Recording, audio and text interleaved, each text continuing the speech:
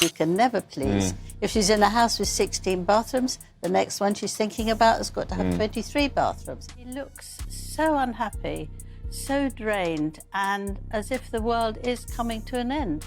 And yet the actual monarchy is of no importance to them. So it's very hypocritical. Oh my goodness. Hold on to your teacups because something absolutely colossal just exploded in the royal world. And no, this isn't about some glittery Netflix contract, Meghan's next Hollywood fashion moment, or Harry's new podcast. This is way bigger. This is the kind of bombshell that makes Buckingham Palace tremble. Picture this: seasoned royal biographer Angela Levin sitting there, live on national TV, and instead of the usual polite chatter, she drops a revelation so earth-shattering it practically sent shockwaves rippling from the palace straight across the ocean to the golden gates of Montecito. Everyone watching just froze. Here we are again, Harry and Meghan making headlines, but not for the reasons they'd hoped.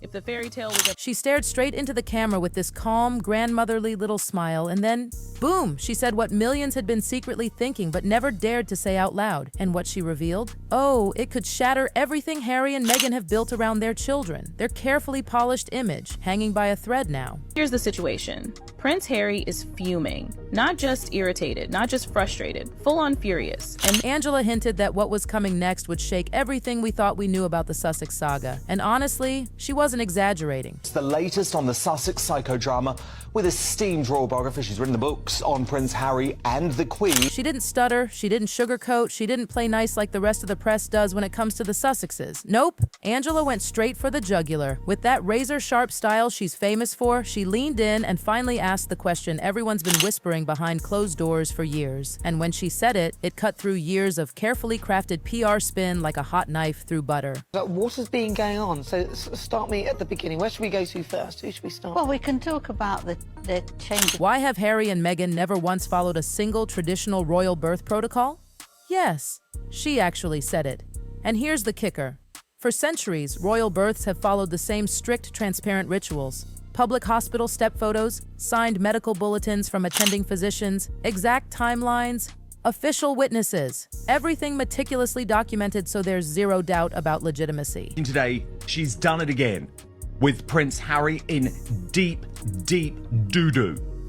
Angela calmly reminded everyone, this isn't just about pretty old traditions. This is constitutional. The monarchy literally survives on one thing: legitimacy, absolute, unquestionable certainty of bloodline. And yet, instead of centuries of transparency, we got grainy, heavily controlled photos where baby bumps appeared and vanished like props, birth locations that changed depending on who was asking. Harry to put honouring veterans above everything else this week. But although Harry and Meghan paid tribute to Navy SEALs in San Diego, timelines that wobbled like jelly anytime someone tried pinning them down. And worst of all, total silence. No bulletins, no witnesses, no official chain of evidence. Angela laid it out like a surgeon with a scalpel. For hundreds of years, royal births have been documented with obsessive care until Meghan. And now everyone was asking why. The studio went dead silent. You could practically feel the air being sucked out of the room. She's brought out the worst in him, and I think it's appalling that his behaviour has been so bad. Across Britain, viewers literally held their breath as her words sank in. And then social media erupted, hashtags soared up the trending list, clips spread like wildfire, and people who'd stayed quiet for years started circling old photos, highlighting weird inconsistencies, and digging up conflicting statements like amateur detectives on a mission. But it's actually not a very good it's a look before you leap situation, yes, I think very much so. Angela had basically given everyone permission to stop pretending. Suddenly it wasn't, should we even be asking these questions? It was, why haven't they ever answered them? And here's the part that made jaws drop. Angela explained what should have happened. The official birth protocol every royal has followed for centuries. This isn't optional or something you can just modernize away. Talk about David Beckham and a reinvention, Angela, of David Beckham within the royal family. There are constitutional requirements, and they exist for one reason: to protect the monarchy's legitimacy. Normally, the moment royal labor begins, palace communications go out with precise timings and locations. Bulletins are signed by attending physicians confirming birth, timestamps, health, everything recorded down to the minute. Lots of rumours around that Harry and Meghan they're in the midst of a trial separation. Have you heard that? Then comes the most symbolic part, the hospital steps moment. Every royal mother before Meghan, from Diana to Kate, stood there within hours of giving birth. Not for glamour shots, but as constitutional proof. Proof this baby is real, alive, and part of the bloodline. But what did we get with Meghan? Nothing. Silence. No bulletins. No doctors signing off. I think that you can't actually continue to do that without any gratitude. There was no gratitude. Instead of the classic crucial hospital steps reveal, we got glossy, airbrushed magazine-style photos, posed, private, and oddly secretive. And people started noticing strange things. Baby bumps that seemed to appear and disappear, clothes chosen to hide shapes, not show them. Even the lighting and angles looked deliberately staged to hide rather than reveal. Timelines didn't match up, announcements came hours late, and hospital staff who should have been proudly included in the record stayed eerily quiet. And the biggest twist? This came from the same couple who spent years slamming the royals for lacking transparency. Harry and Meghan demanded openness from everyone else, but when it was their turn, they wrapped their children's births in secrecy. The contradiction was almost laughable. So, how did Harry react to Angela's calm but deadly live TV bombshell? Oh, buckle up. Did he stay cool like the prince the world once adored? Not even close. Within hours, yes, hours of Angela leaving the studio, insiders say Harry absolutely lost it. This wasn't just anger, this was full-on panic. He forgot every PR trick he ever learned and went straight into meltdown mode. Before Angela probably even made it home, Harry's team were firing off cease and desist letters, multiple defamation threats, harassment claims, the whole arsenal, all aimed at one elderly commentator who simply asked a logical question on TV. But here's the thing, if you're innocent, you don't panic and lawyer up. You show proof, hospital records, certificates, witness statements, anything that instantly shuts down speculation. Harry didn't show proof, he showed threats. He seemed more focused on silencing questions than answering them. And where was Meghan, the woman who's always portrayed as his fierce protector, totally missing? While Harry was melting down in public, Meghan stayed silent, calculating her next move from a safe distance. She let him take every blow, absorb every bit of criticism, and dig himself deeper while she quietly strategized. That united power couple image? Suddenly it looked like a sinking ship, with only Harry going down. And here's the kicker. Every threat Harry sent out only made people more convinced he was hiding something huge. Harry's behavior suddenly made a lot more sense once people realized what was actually on the line here. This wasn't just about avoiding a few bad headlines, no.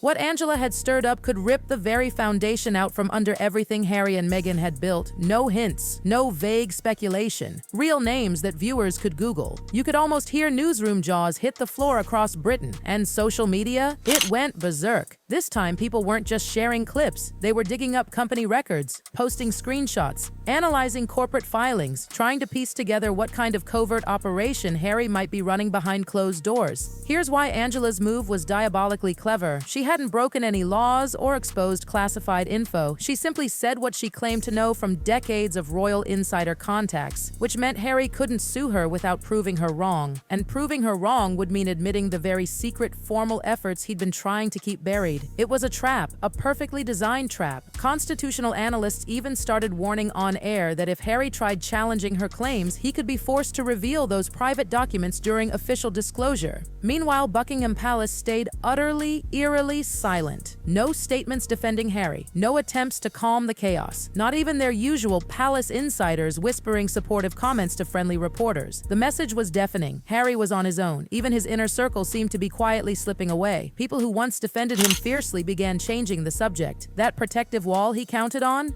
Crumbling. Angela had backed him into a corner and he didn't even realize it. Then, as the story spun further out of his control, Harry became consumed with finding out how Angela got her information. Sources whispered he was holding non-stop strategy meetings, bombarding his team with calls, trying to map out an escape plan. But by then, the public conversation had shifted. It wasn't just about whether Angela's claims were accurate anymore. It was about how Harry was handling it. And that's when things got truly dangerous. Entertainment shows began weaving his reaction into their coverage, often with this undertone of doubt. Was Harry even capable of managing a crisis calmly?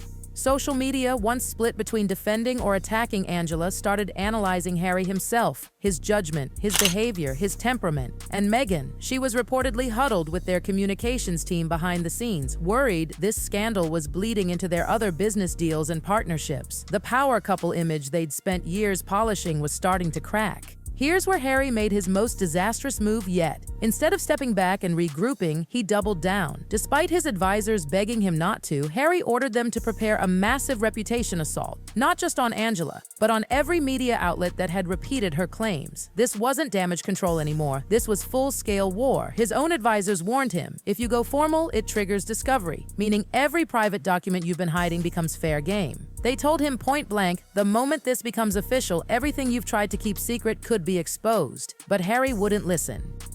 Formal legal warning letters went flying out to newsrooms across Britain and America, threatening serious consequences for anyone even mentioning Angela's allegations. And the backlash was instant. Instead of backing off, journalists came out swinging. Experts popped up on TV explaining why this aggressive approach was the worst possible strategy, how it only fueled suspicion that Harry had something to hide. Then came the political shocker. Members of Parliament quietly started asking whether royal titles could be reviewed if questions emerged about how they were obtained. Everyone understood the subtext. They were hinting, not so subtly, that Archie and Lilibet's titles might be reconsidered if this birth documentation scandal kept growing. Harry had accidentally escalated a PR controversy into a potential government matter, and just when he most needed the palace to step in and shield him, they delivered the coldest blow of all. They let it be known, quietly but clearly, that they would not be supporting Harry's formal campaign. For someone who'd spent years criticizing the monarchy while still expecting their protection, that silence must have cut like a knife. Suddenly, the prince, who once had the world's sympathy, was standing alone in a storm of his own making. And then, the final twist. Angela delivered one more chilling line. Looking directly into the camera with her signature poise, she ended her segment with, "This is just the beginning." The words sent shivers through Montecito, because by then, everyone had heard the whispers that Angela might be holding more evidence, carefully timing each revelation. If she really has documentation proving what Harry has desperately tried to hide, it wouldn't just damage him, it could strip his children's royal status entirely, and that would be catastrophic. What began as Harry trying to protect his family's privacy would end with the total collapse of the identity he's built since leaving the palace. Angela, meanwhile, has only grown more powerful. Her commentary is suddenly in high demand, her profile soaring, built on the very questions Harry refuses to answer. While she rises, he's becoming isolated. The royals are keeping their distance. His former defenders are silent. Even Meghan appears increasingly independent from him, and Harry, once the cheeky golden boy of the monarchy, has become a figure people now either pity or openly question. Angela may have just turned him into the perfect cautionary tale, a man who tried to control the narrative so tightly he strangled it, and himself along with it. And if Angela really does reveal hard evidence next, this saga might only be getting started.